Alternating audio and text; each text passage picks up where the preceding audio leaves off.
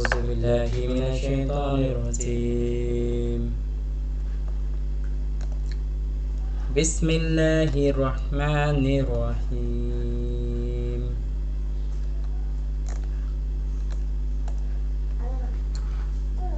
সকল প্রশংসা ও গুণগান মহান আল্লাহ তাআলার জন্য, যিনি সৃষ্টি করেছেন জিন ও ইনসান, যিনি সৃষ্টি করেছেন সাত আসমান জমিন 6 দিনে, যিনি জিন ও ইনসানের জন্য রিজিক সৃষ্টি করেছেন, যিনি মানুষকে জান্নাতে যাওয়ার জন্য পবিত্র কোরআন এবং সহিহ হাদিস পাঠিয়েছেন, যার মাধ্যমে আমরা জান্নাতে যেতে পারবো। তার মধ্যে একটি সম্মানিত মাস, যেই মাসে সিয়াম পালন করার মাধ্যমে আমরা জান্নাতে যেতে পারবো, সেই মাসটি হচ্ছে রমজান মাস। রাসূল সাল্লাল্লাহু আলাইহি সাল্লাম একটি হাদিসে বলেছেন, একদিন জিবরাইল আলাইহিস সালাম এসে রাসূল সাল্লাল্লাহু আলাইহি সাল্লামকে বললেন, অর্থাৎ জিবরাইল আলাইহিস সালাম এসে তিনটি কথা বললেন। সেই কথা তিনটি হলো যে, যার বৃদ্ধ বাপ মা আছে, সে তার বাপ মার খেজমত করে জান্নাত কামাই করতে পারলো না, তার উপরে আল্লাহর লানত। তখন রাসূল সাল্লাল্লাহু আলাইহি সাল্লাম বললেন আমিন, এবং বললেন যে ব্যক্তি সিয়ামের মাস পেল, সিয়াম পালন করে জান্নাত কামাই করতে পারলো না, তার উপরে আল্লাহর লানত।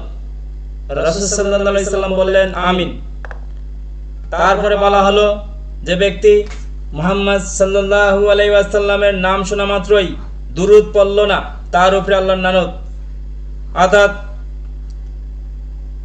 যারা সিয়াম রেখে নিজেকে জান্নাতি করতে পারলো না, নিজের পাপগুলোকে ক্ষমা করাইয়া নিতে পারলো না, তার ঠিকানা হবে জাহান্নাম। আর যে ব্যক্তি রমজান মাসে সিয়াম পালন করে নিজেকে পাক পবিত্র করতে পারলো, তার যাবতীয় গুনাহ মাফ করাইতে পারলো, সে ব্যক্তি জান্নাত পেয়ে গেল। তো আলোচনার বিষয় সিয়াম পর্ব 3। আমরা ইতিপূর্বে 2টি পর্ব শেষ করেছি, আজকে 3 নম্বর পর্ব শুরু করব। এই পর্বেতে আমরা সিয়ামের টুকিটাকি অনেক বিষয় তুলে ধরব। তার মধ্যে প্রথম বিষয় হলো কিভাবে পবিত্র রমজানের প্রারম্ভিকতা ও পরিসমাপ্তি ঘটবে। এ ব্যাপারে মহান আল্লাহ তাআলা বলেন, তোমাদের যে কেউ রমজান মাসে উপস্থিত থাকবে, সে যেন এর সিয়াম পালন করে। সূরা বাকারা 185 নম্বর আয়াত। প্রকাশ থাকে যে সিয়ামে রমজানের সূচনা ও সমাপ্তি ঘটবে 2 ভাবে, যথা 1, রমজানের নতুন চাঁদ উদয়িত হওয়ার ফলে সিয়াম শুরু হবে, এবং শাওয়ালের নতুন চাঁদ উদিত হওয়ার ফলে তা শেষ হবে। 2, আকাশ মেঘমালায় আবৃত থাকলে অথবা বৃষ্টিজনিত কারণে চাঁদ দেখা না গেলে শাবান মাস 30 দিন পূর্ণ করতে হবে। তদরূপ উপরোক্ত কারণে শাওয়ালের চাঁদ দর্শন অর্থাৎ দেখা সম্ভব না হলে রমজান মাস 30 দিন পূর্ণ করতে হবে। এ পর্যায়ে দলিল সমূহ। আব্দুল্লাহ ইবনে ওমর রাদিয়াল্লাহু তাআলা আনহু হতে বর্ণিত, তিনি বলেন, নবী সাল্লাল্লাহু আলাইহি সাল্লাম বলেছেন, যখন তোমরা রমজানের নতুন চাঁদ দেখো তখন সিয়াম পালন আরম্ভ করো, এবং যখন শাওয়ালের নতুন চাঁদ দেখো তখন সিয়াম পালন সমাপ্ত করো। আর যদি চাঁদ মেঘমালা আবৃত থাকে, ফলে দেখা সম্ভব না হয়, তবে পূর্ববর্তী মাস 30 দিন গণনা করো। সহিহ বুখারী 1009, সহিহ মুসলিম 1080। সর্বাধিক হাদিস বর্ণনাকারী সাহাবী আবু হুরায়রা রাদিয়াল্লাহু আনহু হতে বর্ণিত, রাসূল সাল্লাল্লাহু আলাইহি সাল্লাম বলেছেন, চাঁদ দেখে সিয়াম শুরু করো এবং চাঁদ দেখে সিয়াম শেষ করো। কিন্তু যদি আকাশ মেঘাচ্ছন্ন থাকে অথবা বৃষ্টিজনিত কারণে চাঁদ দেখা অসম্ভব হয়ে পড়ে, তাহলে শাবান মাস 30 দিন পূর্ণ করো। সহিহ বুখারী ও মুসলিম। অর্থাৎ চাঁদ দেখে আমাদেরকে সিয়াম শুরু করতে হবে এবং চাঁদ দেখে আমাদেরকে ইফতার করতে হবে, এবং এই চাঁদ দেখেই আমরা সিয়াম অর্থাৎ সিয়াম ছেড়ে দেব। 30 দিনে আমরা সিয়াম শেষ করব। যদি 29 দিনে মধ্যে যদি আমরা চাঁদ দেখতে না পাই এবং 30 দিনেও যদি চাঁদ দেখতে না পাই, তাহলে আমরা 30 দিন হিসেবেই পূর্ণ করব, কারণ আরবি মাস হয় 29-এ হয়, না হলে 30-এ হয়।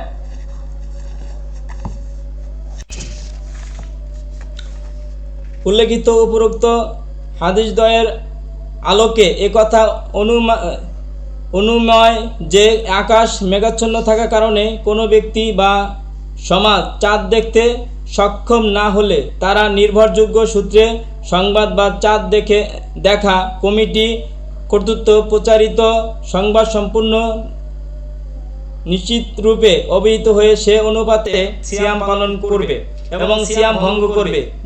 সৌদি আরব সহ বর্তমান মুসলিম বিশ্ব এ নিয়ম অনুযায়ী চলছে। 2 নম্বর হলো সিয়াম সাধনা কাদের প্রতি ফরজ।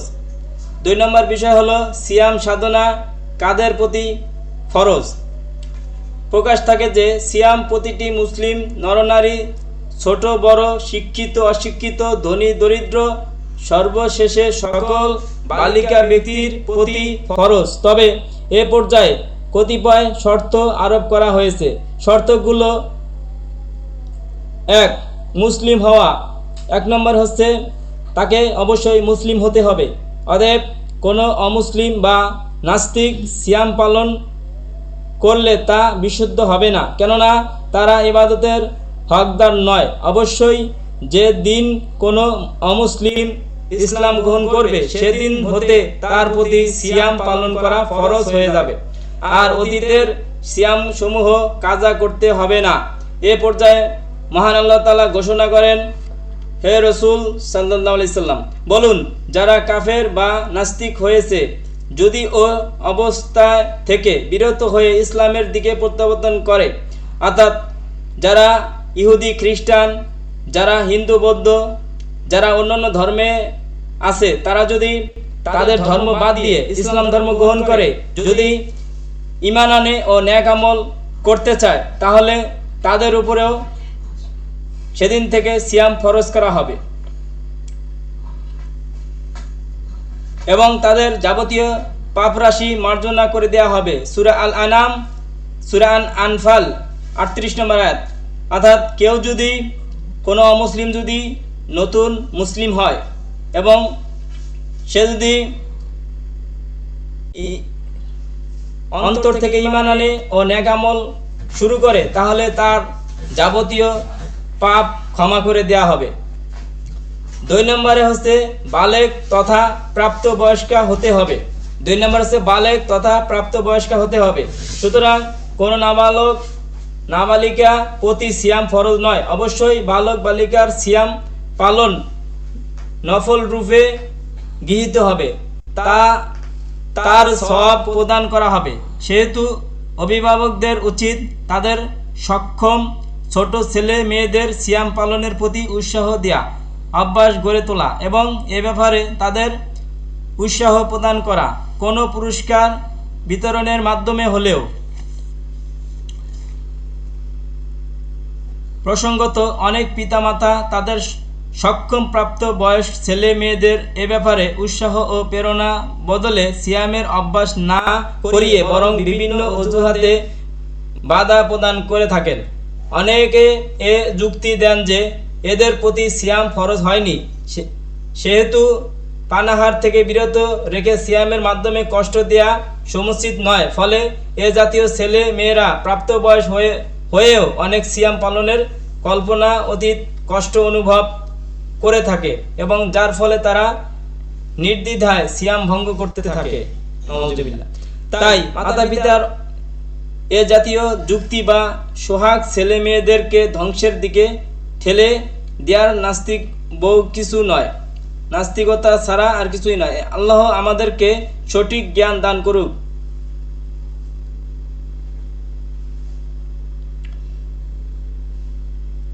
বালক বালিকা প্রাপ্ত বয়স্ক হওয়া আলামত সমূহ লিপিবদ্ধ।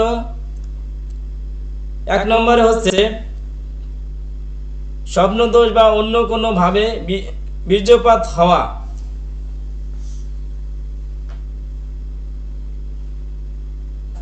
যেই সমস্ত কারণে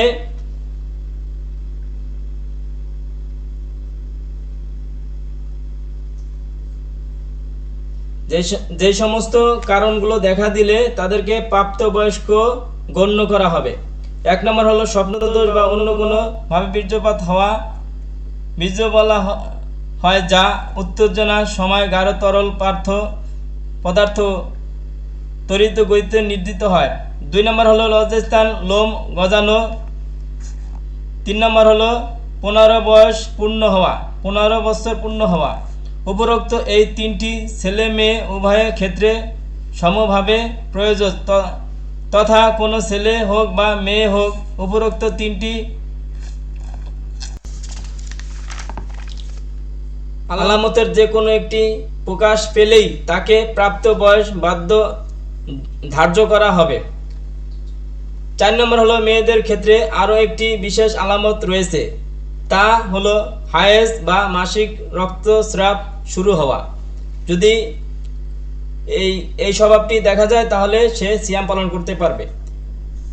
বয়ঃপ্রাপ্তির আলামতের দলিল কাসির বিন আসায়েব রাদিয়াল্লাহু হতে বর্ণিত, তিনি বনু কুরাইজ হতে বর্ণনা করেন যে তাদেরকে বনু কুরাইজার যুদ্ধে দ্বিতীয় হওয়ার পর রাসূল সাল্লাল্লাহু আলাইহি সাল্লামের সম্মুখে উপস্থিত করা হয়েছিল। অতঃপর যার স্বপ্নদোষ সংঘটিত হয়েছিল অথবা গুপ্তাঙ্গে লোম গজিয়েছিল তাকে হত্যা করা হয়েছিল, আর যার স্বপ্নদোষ বা গুপ্ত লোম গজায়নি তাকে ছেড়ে দেওয়া হয়েছিল।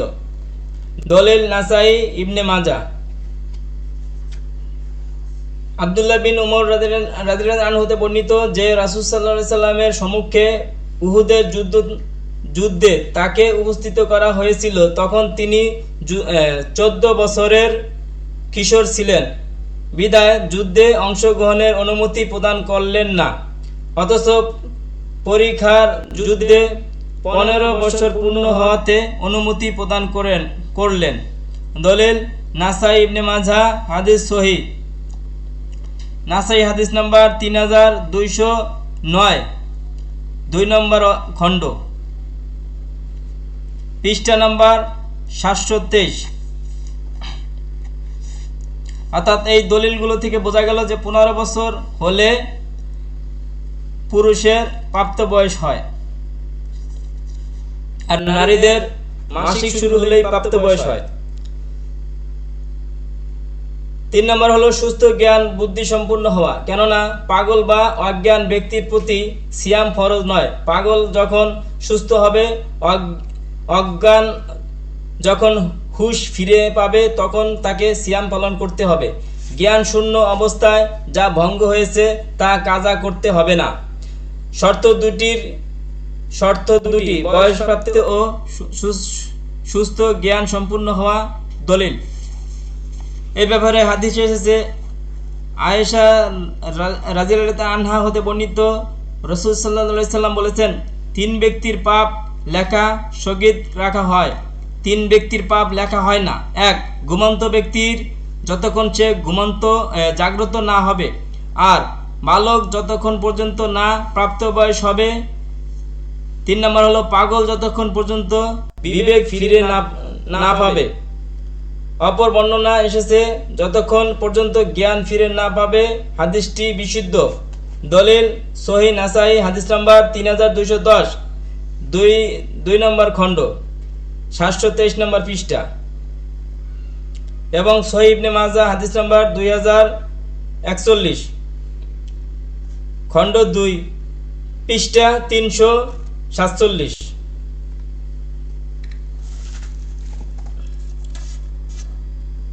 তাহলে আমরা এই হাদিস থেকে 3টি বিষয় জানলাম, যে 3টি শর্ত পূর্ণ হলে সুস্থতার দলিল।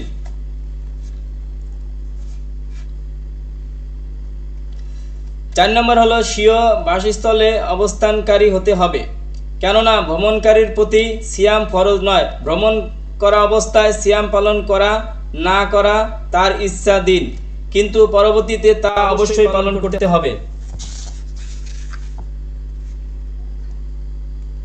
এ বিষয়ে দলিল, আল্লাহ তাআলা বলেন, তোমাদের মাঝে যারা অসুস্থ হয়ে পড়বে অথবা ভ্রমণে থাকবে তারা যেন সিয়াম গুলো পরবর্তী সময় পালন করে।